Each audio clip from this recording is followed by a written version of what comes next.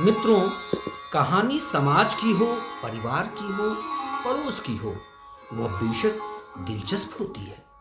लेकिन जिस कहानी में किसी अंधविश्वास या किसी अंधविश्वासी को धराशायी किया गया हो, वह अत्यंत कौतूहल पैदा करती है। चुनांचे अगर ऐसी कहानी में व्यंग और कटाक्ष का छौंका लगाया गया हो, तो उसके बारे में कहना ही क्या। तो लीजिए, मैं एक ऐसी ही व्यंग कथा लेकर उपस्थित हुआ हूं। शीर्षक है भाग्यशाली दिशाशूल। जैसे ही अरोड़ा जी ने घर से बाहर कदम रखा, पड़ोसन की काली बिल्ली ने उनका रास्ता काटा। जाहिर है, भूरी बिल्ली के बजाय काली बिल्ली द्वारा रास्ता काटा जाना निहायत तबाहकुन होता है। सो अरोड़ा जी जोर जोर से बड़बड़ाने लगे। खबीस पड़ोसियों ने चलता फिरता दिशाशूल पाल रखा है। जब भी किसी जरूरी काम से निकलो, साले जानबूझकर बिल्लियों को रास्ता काटने के लिए छोड़ देते हैं ताकि बनता हुआ काम बिगड़ जाए। बिल्ली द्वारा रास्ता काटे जाने के घातक परिणाम से बचने के लिए अरोड़ा जी जो उपचारी नुस्खा अपनाते हैं, वह देश भर के उन जैसे बुद्धिजीवियों में काफी लोकप्रिय है। यानी ऐसे अपशकुन के दुष्प्रभाव को मिटाने के लिए यदि आप उस अपशकुनी रास्ते से 5 अन्य व्यक्तियों को गुजरने दें, तो आप निश्चय ही किसी अनिष्ट से बाल बाल बच सकते हैं। इसी विचार से अरोड़ा जी खड़े होकर 5 लोगों के गुजरने की प्रतीक्षा करने लगे। इस प्रकार 4 व्यक्तियों के गुजरने के बाद पड़ोस के मुंशी जी अपने बीमार बच्चे को गोद में लिए हुए उस रास्ते से रुखसत हुए। अरोड़ा जी को बीच रास्ते फिजूल खड़ा देख वह अंतर मन से बखूबी समझ गए कि अरोड़ा जी निश्चय ही किसी अपशकुन से आहत हुए होंगे। उनके सलीकेदार लखनऊआ अचकन कुर्ता से मुंशी जी को यह सहज अंदाजा लग गया कि वह किसी कवि सम्मेलन को कृतार्थ करने जा रहे हैं। इसलिए स्वभाव से मस्खरे मुंशी जी ने उस कवि सितारे के तारों को झंकृत करने का बवाल मोल लिया। क्यों कविराज, कोई नई तुकबंदी इजाद करने लगे हैं क्या? बेशक आप कितने सलीके से अपनी जहन में उसे समेटने के लिए बकुल ध्यान लगाए हुए बीच रास्ते में खड़े हैं। मुंशी जी का शब्द बाण ठीक निशाने पर लगा। बात बात में जन्म सिद्ध काव्य प्रतिभा का दावेदार होने की शेखी बखाड़ने वाले अरोड़ा जी के लिए इससे बड़ी बात क्या होगी कि कोई पड़ोसी उन्हें सरेआम कविराज के दुर्लभ विशेषण से नवाजे। उनके लाख चिरौरी करने के बाद भी बाजू वाले माथुर साहब ने उनकी काव्य सरिता को अपने ड्राइंग रूम में कभी प्रवाहित होने नहीं दिया। नहीं सेठ जमुना दास की चिकनी चुपड़ी और उनकी मन भाई सेठाइन ने उनकी कविता को कभी हरी झंडी दिखाई। सो यह सरिता भूगर्भ में समाई किंवदंती सरस्वती नदी की भांति अरोड़ा जी के फेफड़े और गले के बीच ही प्रवाहित होती रही है। इस हृदय विहीन पड़ोस में उनके कंठ द्वार से इसका उद्गम कभी नहीं हो सका। ऐसे में चुटकी लेने के मकसद से ही सही, अगर उन्हें कविराज कहकर संबोधित किया गया है तो उनका गदगद होना स्वाभाविक है। इसलिए अरोड़ा जी ने अपने कवि पद की गरिमा को बरकरार रखते हुए मुंशी जी पर प्रभाव जमाने की कोशिश की। जी नहीं साहब, मैं यह कविता पाठ करने के लिए नहीं खड़ा हूं।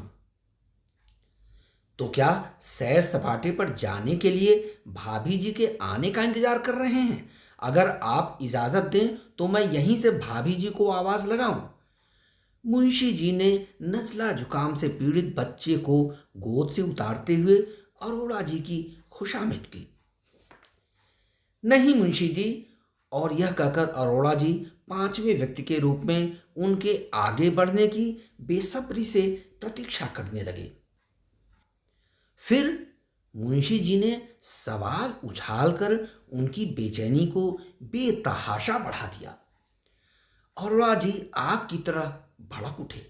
नहीं, मैं बिल्ली द्वारा किए गए अपशकुन को मिटाने के लिए पांचवें आदमी के गुजरने का इंतजार कर रहा हूं, और तुम वही पांचवें आदमी हो। अब मुंशी जी को अच्छी तरह समझ में आ गया कि अरोड़ा जी किसी कवि सम्मेलन में ही जा रहे हैं, और हमेशा की तरह आज भी मिसेस गुप्ता की बिल्ली ने उनका रास्ता काटा है। ऐसे नाजुक मसले पर अब और मखौल करना आफत को न्योता देना है। इसलिए मुंशी जी संवेदनशील हो गए। उन्होंने पूरे मनोयोग से स्थिति को संभालने की कोशिश की। तो क्या जनाब किसी महफिल मुशायरा में तशरीफ लेने जा रहे हैं? ऐसे में बिल्ली ने तबाहकुन हरकत की है, उसे सख्त से सख्त सजा देनी चाहिए। उन्होंने चापलूसी भरे शीतल शब्द अरोड़ा जी के गर्म मिजाज पर उबेट दिया। अरोड़ा जी ने कहा, हाँ यार, आज मेरी टीवी पर रिकॉर्डिंग है, अवाम के मशहूर शायरों के साथ शिरकत करनी है। अरोड़ा जी का मिजाज एकदम नरम हो गया। उन्होंने आगे कहा, पर इस मिसेस गुप्ता की बिल्ली ने हमारा सुकून से जीना मरना भी हराम कर रखा है। आज इस दिशाशूल को संखिया खिलाकर सीधे यमलोक का रास्ता दिखाऊंगा, तभी इस डपोर गुप्ताइन का दिमाग ठिकाने लगेगा। अरोड़ा जी ने औरताना अंदाज में दोनों हाथ भांजते हुए अपनी भड़ास निकाली। लिहाजा मुंशी जी ने बिल्ली मारने के लिए जग जाहिर अंदाज में दुष्परिणाम का उद्घाटन जिस फलसफाना अंदाज में किया, उससे अरोड़ा जी की बिल्ली मारने की योजना पर पानी फिर गया। मुंशी जी ने कहा, लेकिन यार, बिल्ली मारकर वंशहीन हो जाओगे, 84 लाख योनियों में भटकते फिरोगे, पर तुम्हारा उद्धार नहीं हो पाएगा। ब्राह्मण को सोने की बिल्ली दान करके और लाख पूजा पाठ करके भी तुम्हारे बिल्ली हंता होने का प्रायश्चित नहीं हो सकेगा। इसलिए इस बिल्ली को रास्ते से हटाने के लिए कोई दूसरा उपाय सोचो। अरोड़ा जी को यह मशविरा बेहद जायज लगा। कभी उनके परिवार में गुलजार ही गुलजार था, लेकिन उनकी 3 संतानों की अकाल मौत के बाद उनके परिवार के सुख चैन को जैसे ग्रहण लग गया। अब वह बाकी 4 संतानों में से किसी को भी खोना बर्दाश्त नहीं कर सकते। इसलिए वह अपने शुभचिंतक मुंशी जी की बात से सहमत हो गए। उन्होंने सोचा कि बिल्ली से निजात पाने के लिए मुंशी जी की ही मदद क्यों न ली जाए। इसलिए उन्होंने मुंशी जी को शाम की चाय पर आमंत्रित कर लिया। आमंत्रण स्वीकार करते हुए जैसे ही मुंशी जी 5वें नंबर पर चलने के हुए, तभी उनके नज़ला पीड़ित बच्चे ने एक जोरदार छींक मारी। जाहिर है अरोड़ा जी के लिए यह दूसरा अपशकुन था। वह गला थामकर चीख उठे, ओए मुंशी, इस कमबख्त पप्पू के छींकने का जब यही टाइम था तो तुम इसे यहां लेकर ही क्यों आए? अरोड़ा जी के गुस्से में अचानक उबाल आ गया। मुंशी जी ने सोचा कि आज अरोड़ा जी का कोई बुरा हो या ना हो, उनका आज भला होने वाला नहीं है। बात तू मैं से भी ज्यादा बढ़ सकती है। अब उन्हें उनसे बुराई मोल लेनी ही पड़ेगी। वह किसी पतली गली से भागने की फिराक में कोई बहाना ढूंढने लगे। उन्होंने आओ देखा न ताओ बच्चे के गाल पर एक तमाचा रसीद कर दिया। अबे देखता नहीं, तेरे अरोड़ा अंकल किसी बहुत अर्जेंट काम से जा रहे हैं। बीमार बच्चे की घिघी बध गई। अरोड़ा जी ने इस अपशकुन को काटने के लिए अपना नुस्खा फरमाया। मुंशी, पप्पू से कहो कि वह दोबारा छींके, इससे पहली छींक का अपशकुन मिट जाएगा। छींक दे बेटा, छींक दे। मुंशी जी ने बच्चे की पीठ सहलाते हुए यथासंभव फुसलाया, चुमकारा, पर वह और दहाड़े मार मार कर रोने लगा। इसी बीच आशा की एक धूमिल किरण लिए वर्मा जी सामने नजर आए। उन्होंने स्थिति का पूरा जायजा लेते हुए सुझाया कि बच्चे की नाक में तिनका डालकर हिलाने से उसे शर्तिया छींक आ जाएगी। तब मुंशी जी ने ऐसा ही किया। जब बच्चे ने लगातार छींकें मारी तो अरोड़ा जी ने सुकून की सांस ली। वह किसी और संभावित अपशकुन से बचने के लिए बेतकल्लुफ फुर्ती से आगे बढ़ गए। नियत वादे के मुताबिक मुंशी जी शाम को अरोड़ा जी के ड्राइंग रूम में जमे हुए थे। बिल्ली को ठिकाने लगाने की जटिल योजना को मूर्त रूप देने के लिए अरोड़ा जी ने वर्मा जी और माथुर साहब को भी बुला रखा था। नेकबंदी और हाल चाल पूछने तथा चाय पान करने जैसी जरूरी औपचारिकताओं के बाद योजना पर गहन विचार विमर्श शुरू हुआ। बिल्ली हंता होने का अभिशाप ढोने से तो सभी ने पल्ला झाड़ लिया था, पर बिल्ली को यथासंभव और खास तौर से अरोड़ा जी से दूर रखने के लिए दूसरे सुझावों पर अमल करना अभी बाकी था। माथुर साहब ने कहा, अगर मिसेस गुप्ता के घर में येन केन प्रकारेण चूहों की संख्या बढ़ा दी जाए तो उसे भोजन की तलाश में इधर उधर भटकने के बजाय मिसेस गुप्ता के घर में ही व्यस्त रखा जा सकता है। चुनांचे यह मशविरा किसी को भी जायज नहीं लगा।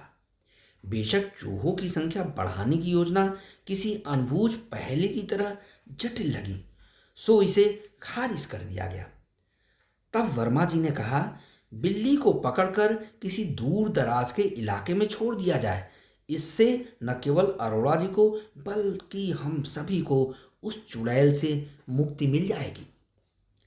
अरोड़ा जी ने इस सुझाव पर सवालिया निशान लगाया। चुलबुली बिल्ली को किडनैप करने का दमखम किसमें है? यह काम तो उसके गले में घंटी बांधने जैसा कठिन है। ऐसे कई सुझावों के बाद सारा माहौल गंभीर सोच में डूबने उतराने लगा। तभी मुंशी जी एकदम से जाग उठे। लो समझ लो कि मैंने बिल्ली के गले में घंटी बांध दी। सभी एक साथ आश्चर्य से बोल उठे, वो कैसे? ना ना ना, मेरा सुझाव बिल्कुल प्रैक्टिकल है। सभी के चेहरे खिल गए। मुंशी जी ने आगे कहा, हम ऐसा करें कि मिसेस गुप्ता के घर के इर्द गिर्द खूंखार कुत्ते तैनात कर दें, जो बिल्कुल आसान है। आवारे खबरहे कुत्तों को रोटी के लालच में इधर बुलाया जा सकता है, बाकायदा मिसेस गुप्ता के चबूतरे के नीचे खाने पीने का सामान डालकर। एक बार उनकी लत पड़ गई तो वे उसके चबूतरे पर ही अपना स्थायी जमावड़ा बना लेंगे। हाँ, एक बात और है कि उस बिल्ली से ज्यादा परेशानी अरोड़ा जी को है, इसलिए उन्हें एक कुत्ता पाल लेना चाहिए। वह जब भी बाहर निकलें सबसे पहले अपने कुत्ते को छोड़ दें। बिल्ली की क्या मजाल कि वह अरोड़ा जी का रास्ता काटने की ढिठाई कर सके। प्रस्ताव का समर्थन करतल ध्वनि से किया गया। सभी ने मुंशी जी को उनके प्रैक्टिकल सुझाव के लिए धन्यवाद दिया। खुद अरोड़ा जी ने आगे बढ़कर उनका मुंह मीठा किया। उनके एकमात्र शुभचिंतक के रूप में मुंशी जी की तो धाक जम गई। इसी बीच कॉल बेल के बजने से सभी के रंग में भंग सा पड़ गया। लेकिन जब दरवाजा खोलने पर सामने मिसेस गुप्ता नजर आई, बाकायदा गोद में बिल्ली लिए हुए, तो सभी किसी अजीब से ऊहापोह में डूब गए। आखिर बात क्या है? कहीं मिसेस गुप्ता को उनकी बिल्ली के खिलाफ इस षड्यंत्र की भनक तो नहीं लग गई? मिसेस गुप्ता बड़े अधिकार पूर्वक ड्राइंग रूम में घुस आई। पीछे पीछे मिस्टर गुप्ता भी थे। अरोड़ा जी को बिल्ली का बेवक्त दर्शन करना अत्यंत अशुभ कर लगा।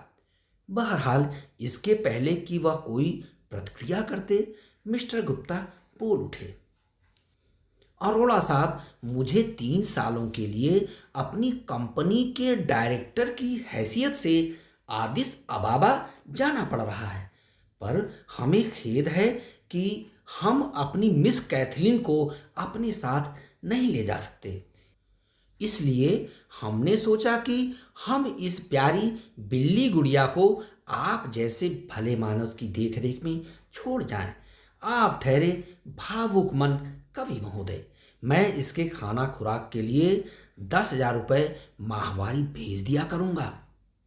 इसके अलावा इसके लिए बिस्तर, कपड़े, साबुन, तेल, क्रीम, पाउडर, दवा दारू आदि के लिए 1 लाख का चेक आपके नाम छोड़ जा रहा हूं। आप तो जानते ही हैं कि हम इस कैथरीन को कितना प्यार करते हैं। मेरा आपसे विनम्र अनुरोध है कि आप कृपया इसकी नेक सलामती की खबर मोबाइल पर हमेशा देते रहें। आने के बाद मैं आपको सरप्राइज गिफ्ट भी दूंगा। बिल्ली के पालन पोषण के लिए इतने भारी भरकम बजट प्रस्ताव को अरोड़ा जी भला कैसे ठुकरा सकते थे। उन्होंने आंख मलते हुए बिल्ली पर बार बार निगाह डाली। वह उन्हें साक्षात लक्ष्मी नजर आई। उनके तो खुशी से होश ही गुम हो गए। पैरों तले से जमीन खिसक गई। वह नानुकुर करना भी भूल गए। उस वक्त उन्हें यह भी ध्यान नहीं रहा कि वह उन्हीं पड़ोसियों के बीच खड़े हैं जो उनके साथ अभी तक इस बिल्ली से दुश्मनी निभाने में शरीक रहे हैं। निसंदेह अरोड़ा जी को उस बिल्ली का आना लॉटरी खुलने से भी ज्यादा सुखदायी लगा। उन्होंने ड्राइंग रूम में बैठे पड़ोसियों को नजरअंदाज करते हुए गुप्ता दंपति को बड़ी शिष्टता और भद्रता से बैठाया, चाय पान कराया, पड़ोसियों के लिए मंगाए गए मिष्ठान में से मिठाइयाँ खिलाई। लक्ष्मी स्वरूपा मिस कैथरीन को भी बड़े लाड़ प्यार से गोद में उठाकर उसके मुंह में एक बर्फी डाली। फिर उसके मुंह को चूमते हुए देर तक दुलारा। उसे वहीं अपने साफ सुथरे बेड पर लिटाया। पड़ोसी हैरान से वे अरोड़ा जी के बिल्ली के प्रति बदले रवैयों को देख बड़े उपेक्षित अनुभव कर रहे थे, पर वे कर भी क्या सकते थे। अरोड़ा जी की तो जैसे किस्मत ही पलट गई थी। जब अरोड़ा जी अत्यंत कृतज्ञता पूर्वक 1 लाख रुपए का चेक स्वीकार करते हुए गुप्ता दंपति को बाहर छोड़ने आए तो श्रीमती अरोड़ा भी, जो अंदर से सारी बातें सुन रही थीं, उन्हें नमस्कार करने गली के मोड़ तक छोड़ने गई। जब वे ड्राइंग रूम में वापस आए तो उनके शुभचिंतक पड़ोसी हारे हुए जुआरी की भांति जा चुके थे। उनके चले जाने से अरोड़ा जी किसी धर्म संकट का सामना करने से भी बच गए। बेशक अरोड़ा दंपति द्वारा उस लक्ष्मी सरीखी बिल्ली को अपने परिवार का एक प्रिय सदस्य बनाया जाना उन सभी के मन में शूल की तरह चुभ गया था, जो अब किसी भी तरह से किसी भी सूरत में दिशाशूल नहीं थी। धन्यवाद।